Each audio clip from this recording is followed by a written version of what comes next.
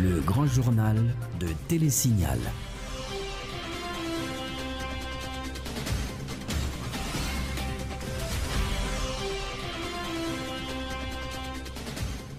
Mesdames, Messieurs, bonsoir. Bienvenue si vous nous rejoignez pour ce journal. À la une de l'actualité, le mandat des sénateurs sera prolongé jusqu'au 9 septembre 2015 et celui des députés au 24 avril 2015. À quoi conclut ce lundi soir au palais présidentiel entre des représentants des trois pouvoirs de l'État, moyennant le vote des amendements à la loi électorale bloquée au Sénat depuis plusieurs mois. Alors que des sénateurs font craindre une catastrophe politique pour 2015 si le président ne prolonge pas leur mandat, Evans Paul rassure, il n'y aura pas de tsunami politique en Haïti après le 12 janvier 2015. Les réactions sur la nomination de Evans Paul au poste de Premier ministre se multiplient. Si certains approuvent le profil du désigné, d'autres contestent la procédure adoptée par le chef de l'État pour le nommer. Plateforme Voix Pepla, le nom d'une nouvelle structure politique proche du pouvoir en place qui a vu le jour ce lundi. Elle se propose de vulgariser la politique du développement auprès de toutes les couches sociales du pays. Un plan de carrière pour les enseignants haïtiens, il a été présenté ce lundi par le ministre de l'Éducation nationale et de la formation professionnelle des missionnaires, un document qui prend en compte la grille salariale du personnel enseignant et prévoit les critères de recrutement et la qualification. Décès ce lundi de la professeure Paula Castor-Bourg, épouse du professeur Gérard Gourde. Le parti politique OPL salue le départ d'une épouse modèle, courageuse et d'une enseignante qui a formé de nombreuses générations d'Haïtiennes et d'Haïtiens. Moins de 3 mois après le décès de l'animateur Jean-Marie Gabriel, Radio-Télévision Caraïbe est à nouveau en deuil. Le présentateur de sa rubrique économique, Franz Lebrun, 39 ans, est décédé hier dimanche dans un accident de la circulation. Voilà pour les titres, à tout de suite.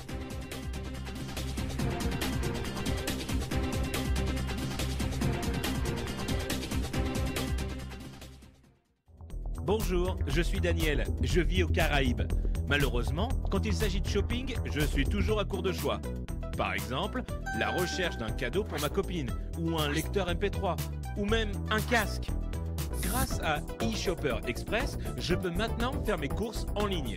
Les expéditions internationales de magasins en ligne étant si chères et souvent non disponibles, eShopper Express donne l'opportunité à ceux vivant hors des États-Unis de faire des emplettes comme s'ils y étaient. Il suffit d'aller sur le site www.eshopperexpress.com, ouvrir un compte gratuit et voilà, vous recevrez votre propre adresse aux États-Unis. N'oubliez pas d'utiliser votre adresse aux États-Unis pour tous vos achats en ligne. eShopper Express vous informera dès l'arrivée de vos colis chez eux par courrier électronique. Une fois votre colis arrivé, vous aurez la possibilité de demander l'acheminement immédiat chez vous ou à votre bureau, ou de mettre vos paquets en attente si vous en attendez d'autres. Vous pouvez alors demander la consolidation de vos paquets en un seul envoi. La consolidation peut vous faire économiser jusqu'à 50% sur les frais d'expédition internationaux. Incroyable! eShopper Express livrera vos colis à votre porte en quelques jours. Pas de soucis, pas de risque, pas de maux de tête. Pour plus d'informations, accédez à www.eshopperexpress.com. Vous travaillez pour construire votre avenir. Les fruits de vos efforts méritent d'être protégés. Tous vos investissements, chaque employé dévoué, chaque précieuse acquisition, aujourd'hui et pour les générations futures, un malheur est vite arrivé. Soyez prêts, car les conséquences pour vous peuvent être dévastatrices. Avec la AIC à vos côtés, vous pouvez affronter sereinement les surprises que vous réserve la vie. Retombez sur vos pieds. Inutile de tout recommencer. AIC est votre filet de sécurité. Vous créez la richesse, nous la protégeons.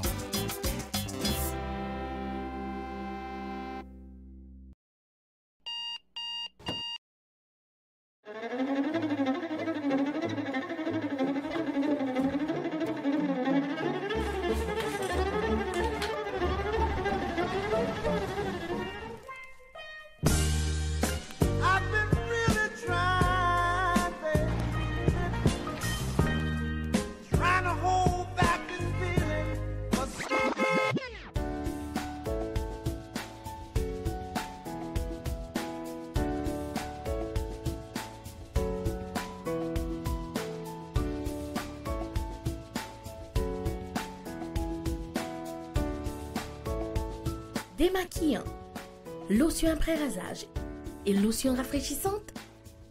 Limacol, la fraîcheur de la brise dans une bouteille. Limacol est un produit de la Disprofar en vente dans tous les supermarchés et les pharmacies.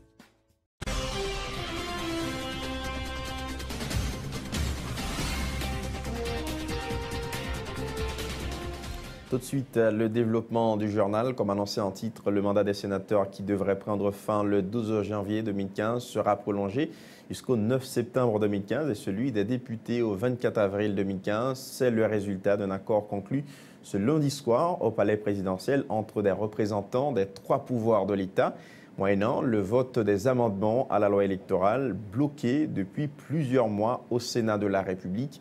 Il s'agit pour les pouvoirs exécutifs, législatifs et judiciaires de respecter les recommandations de la commission consultative présidentielle sur la résolution de la crise préélectorale. Il faut dire que vendredi dernier, le président de l'Assemblée nationale, le sénateur Simon Dussel-Dera, avait accordé au chef de l'État Michel Martelly jusqu'au 31 décembre 2014 pour prolonger le mandat de 10 sénateurs au-delà du 12 janvier 2015. Sinon, la déclaration de politique générale du Premier ministre désigné Evans Paul, passé ce délai, le président de la République devra se préparer à une réponse musclée de l'opposition, avait averti Simon Dussel-Dera.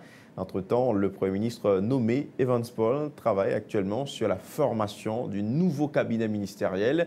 M. Paul pourrait être installé demain mardi à la primature selon des sources concordantes. Les députés pourraient être convoqués à l'extraordinaire mardi afin de procéder à la vérification des documents du nouveau chef du gouvernement conformément à l'article 157 de la Constitution haïtienne. Autre point, 3 leaders de 3 générations différentes œuvrant dans les domaines social et politiques ont été honorés vendredi dernier à Pétionville par Haïti Innovation et Leadership lors d'une cérémonie historique baptisée Soirée intergénérationnelle des leaders. La cérémonie simple et significative a vu la participation des autorités étatiques, des personnalités politiques et des leaders de toutes les générations, dont le patron de presse Mario Vio, qui a remis la plaque d'honneur au Premier ministre désigné Evans Paul, l'ancienne conseillère électorale Ginette Cherubin et l'entrepreneur Anthony Bennett dit Titoni sont les 2 autres leaders qui ont été distingués. Dans son discours introductif, le président de Haïti Innovation et Leadership, Charlot Junior Jacquelin, a appelé tous les dirigeants du pays à prendre au sérieux leur engagement visant à sortir le pays de la crise actuelle. Charlot Junior Jacquelin, atomico de Michel Depayen et Max Joseph. Cette noble activité qui se fera annuellement sous les auspices d'une institution neutre, Haïti, Leadership et Innovation, est le gage d'un effort pour vivre mieux et ensemble. Permettez ainsi que je formule à chacun de vous et à chacune de vos familles mes vœux les meilleurs et vous interpelle pour la même, pour l'année qui vient, et qui exigera plus de leadership, plus d'innovation, plus de sacrifices qu'on s'adonne pour la reconquête de la dignité nationale. Il faut que tout leader, dans tout secteur, dans toute classe sociale, dans toute catégorie, que vous qu'on lit, que vous pas qu'on lit, que vous riches, que vous pauvres, que vous grands, que vous petits, que vous femmes, que vous garçons, que aux petites pétions, que aux petites dessalines, que aux tout ensemble prend engagement par le pays d'Haïti et l'autre orientation. Dans son discours prononcé lors de la cérémonie de décoration des leaders innovants dans les domaines social et politique, le Premier ministre nommé Evans Paul a rassuré qu'il n'y aurait pas de tsunami politique en Haïti après le 12 janvier 2015, date constitutionnelle à laquelle prendra fin le mandat des députés et d'un autre tiers du Sénat. En revanche, Evans Paul a indiqué que les protagonistes de la crise étonneraient le monde en trouvant une entente politique. Les propos de Evans Paul ont été recueillis par Michel Depayen et Max Joseph. Le 12 janvier, il n'y aura pas de tsunami politique. Le 12 janvier, il y aura une entente entre Haïtiens. Nous allons étonner le monde dans le bon sens. Je ne suis pas Premier ministre pour faire la guerre à qui que ce soit, pour combattre qui que ce soit, pour faire allégeance à qui que ce soit, mais pour travailler pour le bien-être de tous les Haïtiens. Je suis issu de familles modestes, mais je suis contre la pauvreté. Je considère la pauvreté comme une exception. L'option, c'est le bien-être. Nous devons tous travailler pour le bien-être de notre peuple.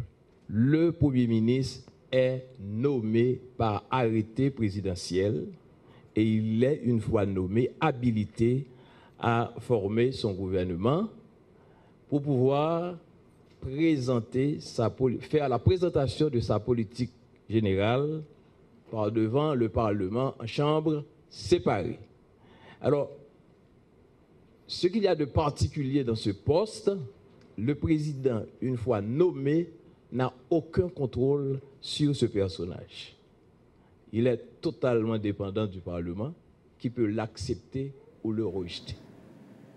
L'entrepreneur Anthony Bennett s'est dit surpris et honoré de recevoir cette distinction de Haïti Innovation et Leadership avant de la dédier à la jeunesse haïtienne. Par ailleurs, Anthony Bennett a appelé le président du Sénat, Dieuseul Simon-Dera, et le Premier ministre désigné Evans Paul à s'entendre en vue d'épargner au pays des troubles politiques au lendemain du 12 janvier 2015. Anthony Bennett est au micro de Michel Depayen et Max Joseph. Son grand honneur aujourd'hui pour que parmi grand monde ça grand tête ça dans le pays et madame Chéri bien surtout avec monsieur Evans Paul et pour moi-même je pense que c'est une belle initiative que Haïti Innovation Leadership fait et parce qu'en général il y a intérêt d'honorer monde là pas là encore pas leur envie et avec toute pile notable avec grand tête ça moi là et je pense que nous supposons qu'à mettre tête nous ensemble président Dera premier ministre à venir et nous avons un pays pour nous sauver, sauf qu'on cherche un moyen pour nous mettre nous ensemble pour que nous résolvions le problème là. Plaque ça tout, c'est pour tous les jeunes qui croient dans le domaine social et sport, c'est pour eux me faire sans eux me battre réussir dans ça m'a fait la presse, continuer le bon travail à faire. Merci beaucoup, tête ensemble, mon seul Haïti. Le sénateur Edwin Zeni accueille favorablement la nomination de Evans Paul comme nouveau chef de gouvernement. Le sénateur du Sud-Est estime que de la liste des 3 personnalités pressenties au poste de Premier ministre retenues par le président de la République, Evans Paul paraissait mieux à même de remplir cette fonction. Le parlementaire membre du bloc pro-gouvernemental au Sénat de la République dit ne pas comprendre pourquoi d'autres collègues sénateurs accusent le chef de l'État d'avoir fait ce choix de manière unilatérale alors que la veille de la publication de l'arrêté présidentiel, le président Martelly s'était entretenu avec les présidents des 2 chambres du Parlement, affirme Edwin Zeni au micro de Dukenson Lazare et Yvan Saïd. En premier lieu, si nous regardons Evans Paul, nous sommes capables de dire que Evans Paul sont une figure emblématique, sont un monde qui fait pour politique en pile dans le pays. Qui te fait l'histoire à sa façon, comme époque ça, le pouvoir était très, très dur envers la population. Et M. Deprend en ville de cour, M. Deprend en prison, et M. Vini, ça a réglé une sorte de. Ça me dit tout à l'heure, on mentir. On mentir. Ce qui fait que je dis, je pensais que le président Martelly fait un choix qui est raisonnable. Mais l'homme temps que le fait choix pour contre lui, là, je suis capable de faire. Est-ce que c'est vrai que le fait choix pour contre lui? Je ne sais pas quoi. Je ne sais pas quoi parce que je me songe que tous les 2 présidents, ni le président de la Chambre Sénat, ni le président de la Chambre député, et tous les 2 étaient dans le palais. Donc si le choix est fait, le président Martelly fait pour contre lui, ça, je ne sais pas comprendre qui a fait pour contre lui. Dans 3 personnes qui étaient là, je pense que c'est Kaplim qui est capable de plus faire du job là dans 3 personnes qui étaient restés. Ouais, et dans RVD, avec le petit bonhomme d'affaires sociales là, et je pense que Kaplim est représentative et Kaplim, au point de vue politique bien sûr, je pense qu'il est capable de mettre un bémol et il compte tout le monde, il compte presque tout ça gagné dans la société. Hein. Par ailleurs, le sénateur Edwin Zeni affirme avoir eu un entretien téléphonique avec le Premier ministre choisi autour de la tendance politique au niveau du Parlement. Edwin Zeni rapporte avoir conseillé Evans Paul d'entamer de vraies négociations avec les parlementaires ainsi que les politiciens de l'opposition de manière à satisfaire tous les intérêts. Le sénateur Zeni plaide en faveur de la prorogation du mandat des parlementaires. Question, dit-il, de permettre au Parlement de continuer à fonctionner après la date du 12 janvier 2015. Le sénateur Edwin Zeni est au micro de Dickinson Lazare et Yvon Seyid. Bon, parce que je commence le travail. D'ailleurs, il dirait de moi, il dirait de plusieurs monde. Et je connais pas plusieurs sénateurs et députés. De qui ça va là-bas? Bon, du pays. On est au plus haut niveau de l'État qu'on est le Premier ministre. Et avant, je voulais pas les nommer. Et il y a pour venir passer devant le Parlement pour nous ratifier et politique générale. Et donc, c'est ça que la Constitution amendée a dit. Donc, il parlait de politique, il parlait de pays. Il faut une négociation en profondeur avec le G5 et aussi avec le Sénat, avec le G6, avec tous les sénateurs, avec tous les députés. C'est ça lié. Il parle d'autres bagailles. Et monsieur que Kaplim capable de faire parce qu'il y a une dimension d'homme d'État pour le faire. Il faut participer dans la gestion pays. Écoutez, chaque grain de monde qui a fait politique, nous avons intérêt politique, nous avons intérêt pour le pays. Peut-être des fois, il y a des politiciens qui ont intérêt personnel, privé sur l'intérêt paysan. Mais chaque monde a intérêt politique et pour le pays. Donc il faut que Kaplim garde tous les deux et puis pour l'avancer. Et Kaplim, ça m'a dit très bien, parce que nous sommes vétérans, ils connaissent intérêt politique là, intérêt haïtien en l'autre bord. Donc il faut qu'ils mettent tout ensemble et puis pour joindre ça, la chercher dans le Sénat, dans la Chambre des députés. Je ne vais pas montrer Kaplim encore. C'est Kaplim qui peut montrer. Je fais 4 ans magistrat, je fais 4 ans sénateur, je fais 8 ans dans la politique. Le l'État bat Kaplim, mais le football, on joué. Le G5 et le sénateur Lambert a tout dit. Je ne vais pas pour me contrôler, et même je l'ai dit, en fait de là, il faut une négociation en profondeur.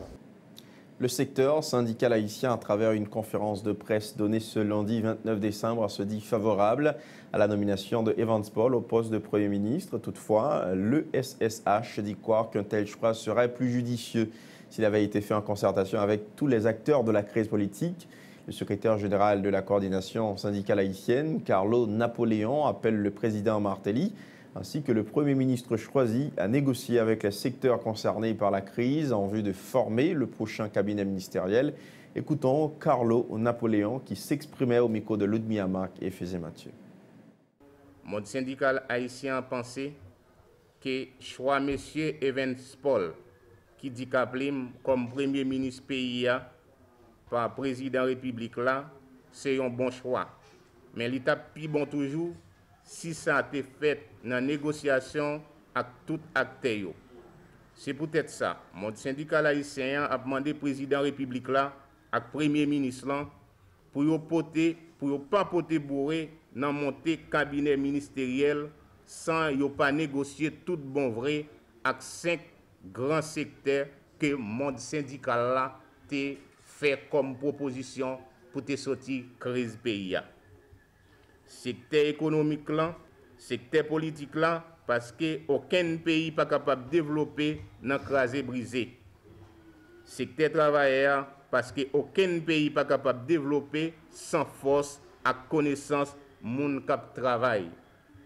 Secteur travailleur, journée aujourd'hui, qui gagne pionnier et toute résistance à force économique pays en amène journée aujourd'hui, voulait que bonne négociation faite pour cabinet ça capable de monter pour effectivement pas gagner aucune force côté et pour pays capable aller de l'avant dans toute proposition que nous avons fait pour pays capable joindre en souffle dans la négociation et pour les joindre ici dans sortie crise.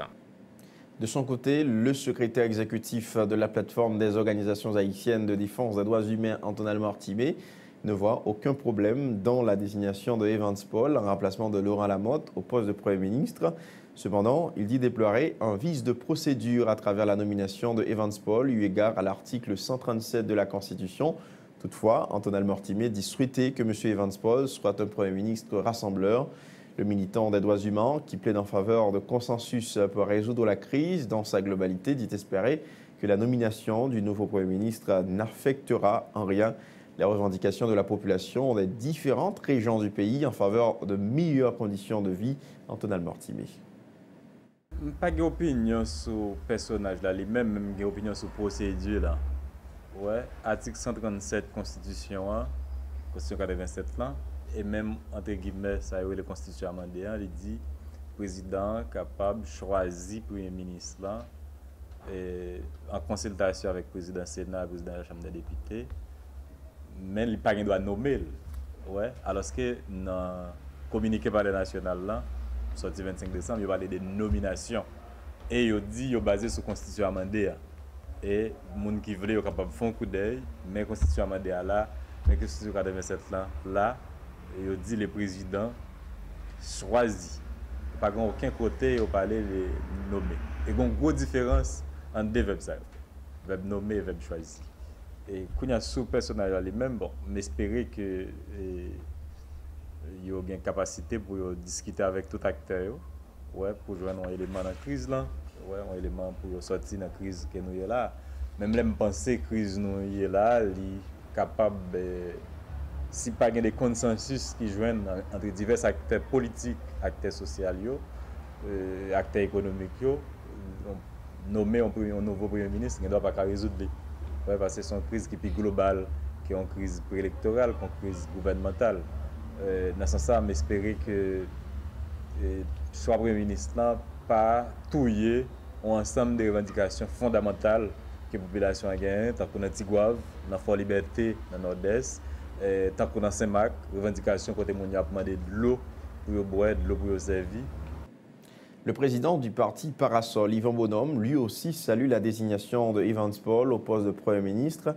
La nomination de Evans Paul comme nouveau chef du gouvernement en remplacement de Laurent Lamotte contribuera à résoudre la crise politique actuelle, estime Yvan Bonhomme. Le leader de Parasol dit croire qu'un tel choix va faciliter la réalisation d'élections crédibles et démocratiques dans le pays. Yvan Bonhomme au micro de Esaü César et Wendy Henry. Parasol, content Bill, accueille chaudement position désignation président Martelly, position président Michel Martelly. Donc, il fait choix, le nommé par arrêté présidentiel, M. Evans Paul Kaplum, comme nouveau Premier ministre pays d'Haïti. Parasol, c'est un bon choix. Et Parasol, tout que, ensemble avec notre parti politique, allié ensemble avec lui, que M. Evans Paul, c'est un modèle. Nous sommes capables de dire pour la classe politique, c'est un son couronnement de carrière ou encore une compensation pour Evans Paul, connaît quantité de sacrifices qu'il fait à la manière de Nelson Mandela. Il prend prison, il prend bâton, côte li cassé. Et quelle que soit la situation en Haïti, M. Evans Paul, handicapé, donc il a toujours été un monde qui est capable de faire la paix à quel que soit le secteur. C'est dans ce contexte que nous-mêmes, en tant que parti politique, nous lançons appel à solidarité, nous lançons appel à tout parti politique qui est dans le pays. M. Paul a une capacité, il comprend, l'habitué chita avec que ce soit parti politique qui dit qu'on a opposition dure ou bien radicale. Il n'y a pas de problème. Il chita avec parti politique qui dit que yo supporte le pouvoir. Et il chita tout avec parti politique qui dit que yo pas dans opposition dure. Et M. Paul capable de chita avec le Parlement haïtien, de chita avec la société civile dans son ensemble. Et nous-mêmes en tant que parti politique, qui ça que nous dit? Nous demander le plus tôt possible pour que toute classe politique là, dans l'ensemble, appuie M. Paul. Le secrétaire exécutif du parti Ensemble pour une Felle, Élie Pierre, et le coordonnateur national du parti L'Avenir, Éric Prévost Junior, applaudissent la désignation de Evans Paul au poste de Premier ministre. Ces deux responsables politiques qui se réfèrent au passé politique du leader de la CID affirment qu'Evans Paul a toujours été un leader exemplaire qui a toujours fait preuve de sagesse et de modération. Ils appellent les parlementaires à ratifier la politique générale du Premier ministre choisi. Écoutons tour à tour Élie Pierre et Éric Prévost au micro de Esaü César et Wendy Henry. Les Jean-Bertrand Aristide, sous pouvoir Jean-Bertrand Aristide, si mémoire n'a pas fait défaut, monsieur au boulé local, FNCD, au boulé local, KID, au boulé local, OPL, on paquet parti politique. Mais la justice là encore est venue pour une décision pour que le gouvernement te dédommagé mon sao. Et là encore, Evans Paul te dit l'argent, monsieur Sao, pral dédommager, c'est comme il pral prendre caisse l'État. Donc moi-même, Evans Paul, moi me dis merci, yo mettre garder l'argent, yo passer. Donc ce type de personnes ça, militants politiques ça, qui bataillent depuis tout le temps nous connaissons, qui journée aujourd'hui, qui toujours fait preuve de dépassement de ça, de dépassement de soi, qui toujours fait preuve de lucidité et de responsabilité qui vient Premier ministre journée Jodia. Ils sont responsables de partis politiques et qui toujours fait preuve de sagesse et de modération. Jodia n'a fait appel. N'a fait appel à les sénateurs et députés dans le Parlement et qui, Jodia même, pour recevoir de président de la République là et nomination de Evans Paul pour la ratification de sa politique générale. Autre point, ce journal, une nouvelle structure politique a vu le jour ce lundi 29 décembre à Delma. Il s'agit de la plateforme Voix Pepla. Cette organisation politique proche du pouvoir en place se donne pour objectif de vulgariser la politique du développement auprès de toutes les couches sociales du pays, indique le président de cette nouvelle entité politique, Dieudonné Lérisson. Plateforme Voix Pepla s'engage également à sauver les acquis démocratiques, ajoute Dieudonné Lérisson. Écoutons le professeur Dieudonné Lérisson au micro de Arnold Orseus et Samus David François. Plateforme Voix Pepla a campé en face tout le monde qui travaille pour que chaos en le pays. Plateforme Voix Pepla prend engagement pour sauvegarder acquis démocratiques, mais elle prend engagement tout pour appuyer bataille changement que Michel Martelly préconise dans le pays. La Plateforme Voix Pepla, c'est un outil politique qui peut faire social tout. Peuple a toujours le pouvoir, peuple n'a pas rien. Chaque fois qu'il a besoin de déstabiliser le pays, il utilise les gens qui sont innocents dans le peuple pour les mettre dehors. Voix Pepla dit, oh là, assez, c'est assez. 3. Faut que pouvoir peuple respecté. Peuple pas voter député et sénateur pour aller marcher avec Galil Nandoyo. Faut que peuple réconcilié. Faut que peuple uni. Faut que peuple organisé pour nous rétablir un pays, une nation avec un destin. Voix peuple, c'est voix PAM. C'est voix PAO, c'est voix PAL, c'est voix nous tous. Le temps d'une nouvelle pause, mesdames, messieurs, on vous retrouve dans un instant.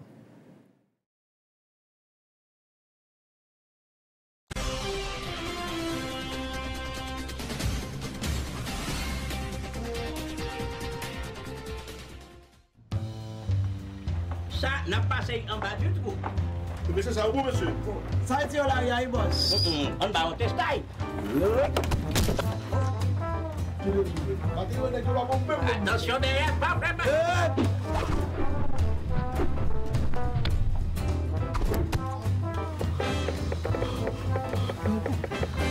Wilkie, viens t'admire.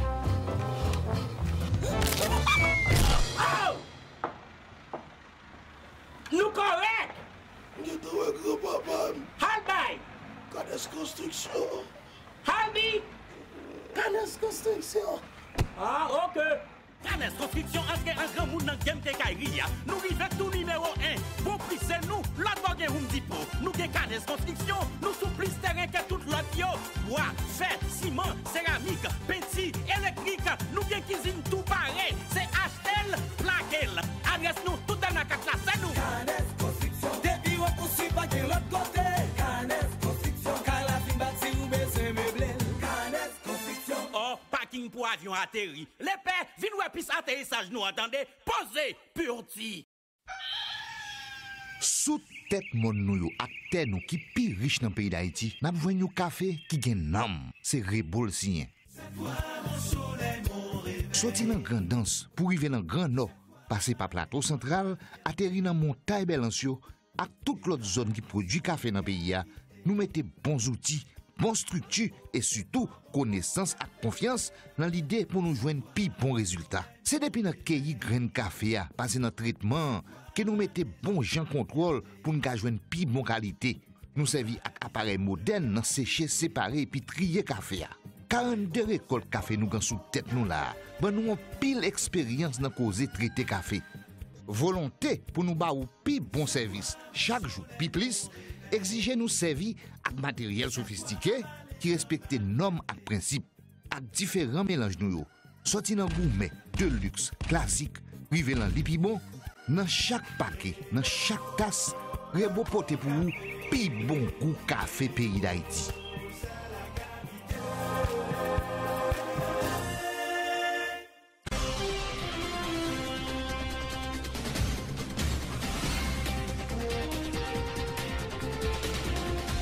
De retour après la pause, mesdames, messieurs, quoi campagne de recettes lors des 2 dernières manifestations de rue organisées à Port-au-Prince, les 24 et 28 décembre dernier.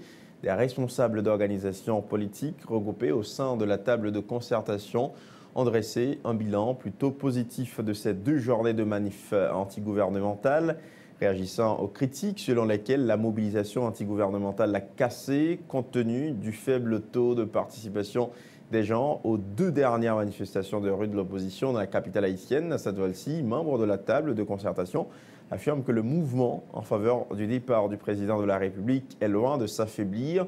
L'opposant rappelle que la table de concertation projette de manifester demain 30 décembre à Port-au-Prince, toujours dans l'objectif de réclamer le départ du chef de l'État, à cette fois-ci au micro de Ludmilla Marc et Fézé Mathieu. Je dis c'est une satisfaction totale, capitale, pour table concertation, là nous constatons, malgré période d'accalmie ça, des militants, eh bien, qui acceptaient continuer à prendre la rue, si là qui était dans le village par la province, si là qui n'a pas d'autre activité, ils ont décidé continuer la mobilisation qui doit déboucher coûte que coûte sur le départ de Michel Martelly et de Laurent Lamotte. Pour si là qui dit qu'il y a une baisse de régime dans la mobilisation, pour si là qui pensait que la mobilisation est écrasée, nous disons au contraire, ça qui passé 24 décembre et 28 décembre qui se passé là, sont preuves par 1000 que conviction moun fait et que mobilisation la prend de l'ampleur. Et à partir de calendrier qui doit continuer demain 30 et le 1er janvier et qui a continué même après le 1er janvier, nous sûrs, même persuadés que Michel Martelly Papka Kembe combat. Pendant la période fête de Noël, là, nous te dit très clairement, pas de trêve politique. Et comme de fait, nous Kembe mono. Nous pas attendre la grande foule pour le mois de décembre, puisque il est pratiquement normal qu'on baisse de régime dans la période ça. Mais pendant la période de fête ça, même si c'est 100 moun, c'est 200 moun, c'est 300 moun, c'est 1000 moun, c'est 2000 moun, 3000 moun, comme c'était le cas pendant la période de fête de Noël là, sont une grosse satisfaction et ça a montré que flambeau mobilisation, pape mourir, et il a annoncé les couleurs pour demain, Doc Martelly, pape Kakebe, pouvoir. Je le disais en titre dans une note, l'organisation du peuple en lutte a exprimé sa tristesse face au décès de la professeure Paula Castor-Goug, épouse du professeur Gérard Goug et sœur aînée de l'historienne Suzy Castor.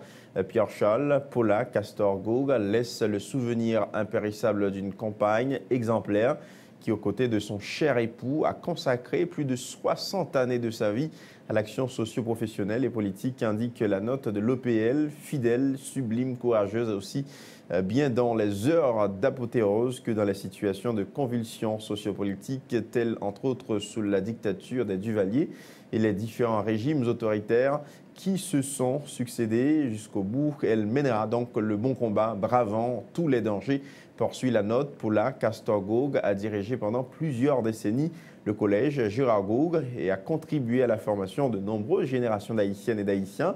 L'OPL présente ses sincères condoléances, entre autres aux familles Goug, Castor, Alienne, Jeannot et Pierre-Charles, conclut la note. La direction et la rédaction de Télésignal adressent leur sympathie à la famille et aux amis de la disparue.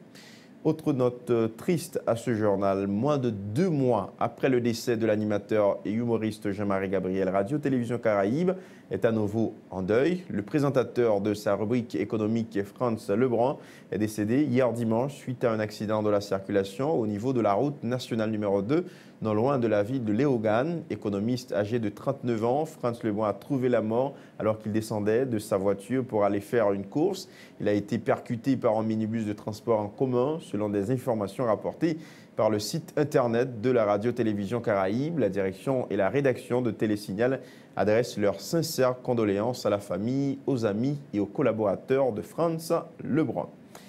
Parlons éducation. Le ministre de l'Éducation nationale et de la formation professionnelle, démissionnaire Nesmi Maniga, a présenté ce lundi le document relatif au plan de carrière des enseignants, lequel document prend en compte la grille salariale du personnel enseignant. Il est le résultat d'un consensus entre le ministère de l'Éducation nationale, l'Office de management et des ressources humaines, le ministère de l'Économie et des Finances, ainsi que les syndicats d'enseignants, indique que Nesmi Maniga sont inclus également dans le plan de carrière des enseignants. Les critères de recrutement du personnel de l'éducation, la qualification et le nombre d'années d'expérience, les précisions du ministre de l'Éducation nationale, Nesmi Maniga, au micro de Tom Dumont et Yvan Seïd. Nous finissons par mettre d'accord sur un consensus pour que désormais, le pays a gagné à travers fonction publique là, premier corps qui est véritablement capable de gagner un plan de carrière qui est basé sur qualification, sur nombre d'années d'expérience, sur rang, sur grade que chaque agent gagne, puis est capable d'évoluer dans le système là, et l'accompagner tout de sa grille de salaire. Discussion a été faite en toute franchise. Tout le monde n'est pas nécessairement d'accord au départ sur toute même vision que vous avez gagnée, mais ce qui est plus important, c'est que nous démarrons côté. Donc, dans la fin d'année, je pense que c'est un gros cadeau que ça est pour le système éducatif. Là. Accord sur le plan de carrière là, avec grille salariale ça, pour les enseignants du secteur et les personnels éducatifs du secteur public, parce que ça prend le fait que prochain ministre de l'Éducation, prochain gouvernement gagne dans main un document de travail consensuel qui pourra permettre que le pays soit capable de mobiliser de manière sérieuse, professionnelle, des agents qui travaillent dans le secteur éducatif. Le métier de l'enseignement sera désormais valorisé, a précisé pour sa part le coordonnateur de l'OMRH, qui a participé à l'élaboration du dit document. UDR3 a indiqué en outre que le plan de carrière du personnel de l'éducation renferme les conditions pour passer d'un grade à un autre, de niveau de salaire à un autre. UDR3, au micro de Tom Dumont et Jasmine Denis. Jean-Ministre a expliqué pour avoir une possibilité d'avancement et sur une base beaucoup plus objective, par grade, par échelon, côté que nous prenons niveau d'études, nous prenons ancienneté, et puis nous connaissons tout, que nous avons arrêté, qui était adopté au Conseil des ministres, qui fait sortir, qui parlait de mise en place d'un système d'évaluation performance dans toute fonction publique là. Et déjà, je suis capable de dire, le ministère de l'Éducation nationale à l'avant-garde, parce que ça a été déjà inclus dans le statut particulier. Ça veut dire qu'on a fait un autre genre sur une base beaucoup plus réaliste. C'est une grille salariale qui va permettre aux enseignants de faire carrière, je ne sais pas pour gravir des échelons, en fonction du nombre d'années d'expérience. C'est un grille nous capable de comprendre tout qui va valoriser le métier d'enseignant et qui va du même coup motiver tout le monde parce que il n'y a pas fait vraiment son base émotionnelle subjective, mais il y a des critères vraiment objectivement vérifiables pour nous avancer, qui va prendre en considération tout niveau académique, minimum d'entrée dans l'enseignement, qui va définitivement tout attirer, nous capable de dire, enseignants qui ont plus de qualification, compétents, parce que si nous pas les journées aujourd'hui de moderniser l'administration publique, nous avons parlé d'améliorer la performance de l'administration publique, il passe nécessairement par les ressources humaines, pour nous garder des ressources humaines qualifiées, compétentes, en nombre suffisant, qui peut permettre de nous faire travailler ça, et c'est déjà un grand pas qui franchit, nous capable de dire, au niveau du ministère de l'Éducation nationale. Le plan de carrière des enseignants constitue une réponse à l'ensemble des revendications du personnel éducatif. Pour sa part, la secrétaire générale de la Confédération nationale des éducatrices et éducateurs haïtiens, Laure Edith Joseph, indique également qu'avec l'élaboration de ce document, justice sera faite à cette catégorie. du système éducatif haïtien. Lourdes Edith Joseph au micro de Tom Dumont et Jasmin Denis. Grille salariale, ça, son réponse par rapport à la revendication que nous avons gagnées concernant le traitement salarial au niveau enseignant. Et grille salariale, ça, tout, dans le cadre d'une éducation publique de qualité, à permettre que le système gagne professeurs qui qualifiés. Et il peut gérer une injustice tout, et qui est gagnée depuis longtemps. Il est payé par niveau. Et ça fait grand pile monde après tout le monde qui est formé après le secondaire, le fondamental pour le deuxième cycle, on a fui parce que le salaire là c'est selon le niveau qu'on y. Et grâce ça a une correction qui vous gagne par rapport à ces côtés à conseiller. Avec dit avec quel que soit diplôme gain ou capable de choisir enseigner côté voulez parce que il y a payé à partir de qualification et à partir de expérience. Et nous l'autre dit apport que grâce à l'invoté dans le système l'enquête que nous faisons au niveau de CNEH en pile enseignant et quitter pas fait carrière dans le système parce que il n'y a pas un avenir salarial donc il n'y a pas fait carrière après le premier deuxième cycle là et les qualifiés, jeunes qualifiés, ils font 4-5 ans après ça, ils quittent parce que le métier n'a vraiment pas un avenir pour eux.